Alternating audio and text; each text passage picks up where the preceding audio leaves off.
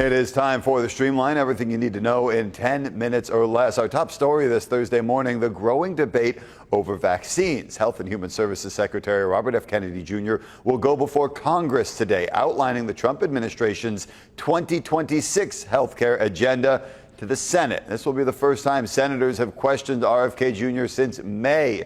It comes as dozens of health organizations are calling for him to resign. They say his mass firings at the CDC, appointing of political ideologues, and changes to COVID-19 vaccine authorization have all undermined public health. Meanwhile, Florida's Surgeon General says that state will eliminate all childhood vaccine mandates. And a lot of health experts warn this could put other children in schools at risk. Now, some Democratic-led states are taking matters into their own hands. The governors of California, Oregon, and Washington are teaming up to form their own healthcare alliance and protect access to vaccines. ABC 10 News reporter Jane Kim looks at how these new guidelines could affect what shots get covered by insurance. With the Trump administration dismantling the Centers for Disease Control and Prevention, Governor Gavin Newsom is pushing back, creating an alliance with Oregon and Washington state.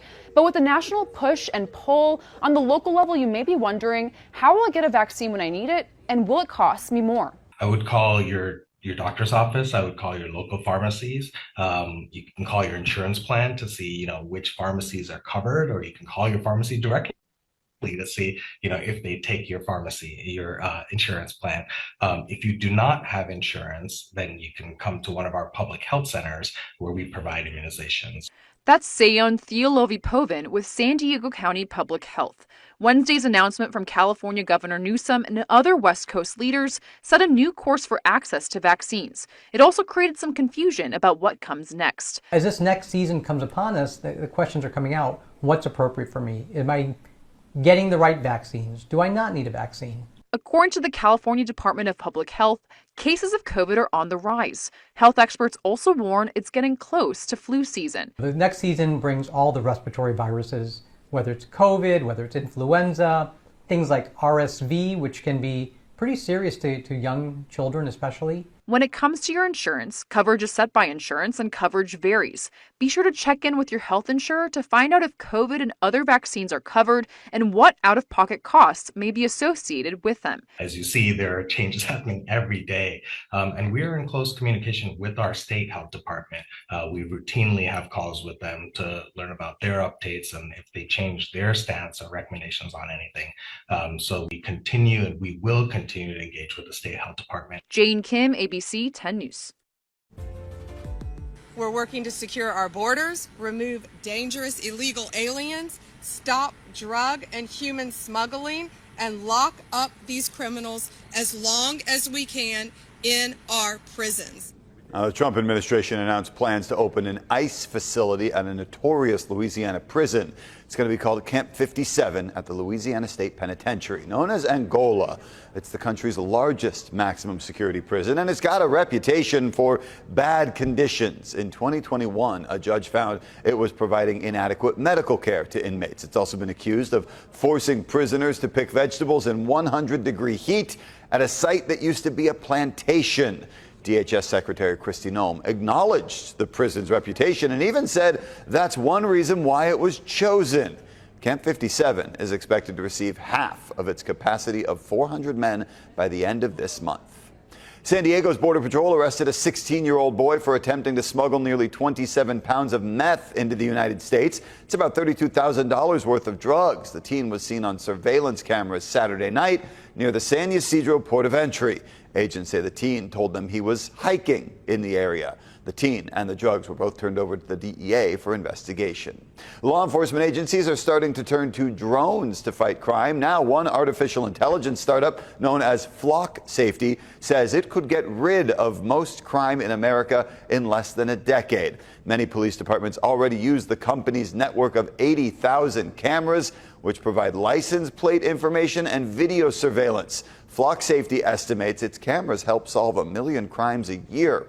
The company says the drones would be a big step up for things like following vehicles, tracking people, and gathering intelligence quickly. But some people are raising privacy concerns. They accuse Flock Safety of trying to place the whole country under surveillance. The long wait is over. The new NFL season kicks off tonight. Philadelphia, fresh off winning the Super Bowl, faces the Cowboys. And this new season will have some changes. The league will use a virtual measurement system to more accurately measure first downs. And the controversial tush-push play, which Philly used a lot last season, will still be around this year. Also, I know it's a few months off, but Apple has already announced it's going to sponsor the Super Bowl halftime show. There's no word on who will perform. The current betting favorite, though, is Taylor Swift, although she might be busy planning a wedding. All right, the struggling Padres have now lost 4 in a row and 7 out of 9 after being swept by the Orioles. Baltimore hit these back-to-back home runs in the third inning to jump out to a 7-0 lead. The Padres scored 5 in the late innings. It wasn't enough. They lost 7-5. They have a day off to regroup before opening a series in Colorado on Friday. Despite the slump, the Friars are still just 2.5 games behind the Dodgers in the NL West. The corpse flowers started blooming at the San Diego Botanic Garden Tuesday night, so the clock is ticking on your chance to catch a glimpse of this rare event. What is a corpse flower, you might ask? Great question. The one here is about yay big, and it's supposed to smell like rotting flesh. I love my job, I love my job. Come with me, we're gonna go take a look.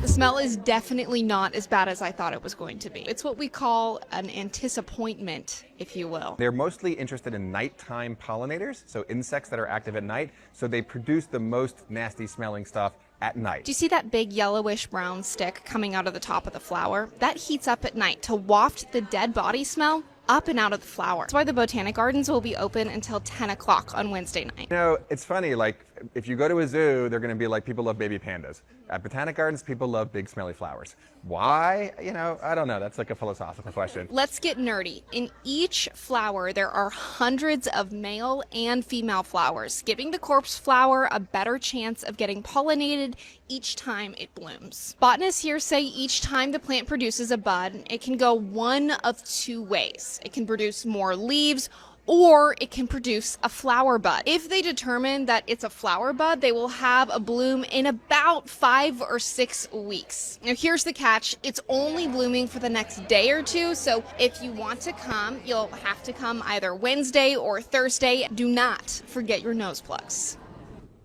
All right, that's your ABC 10 News Streamline. Everything you need to know today in under 10 minutes.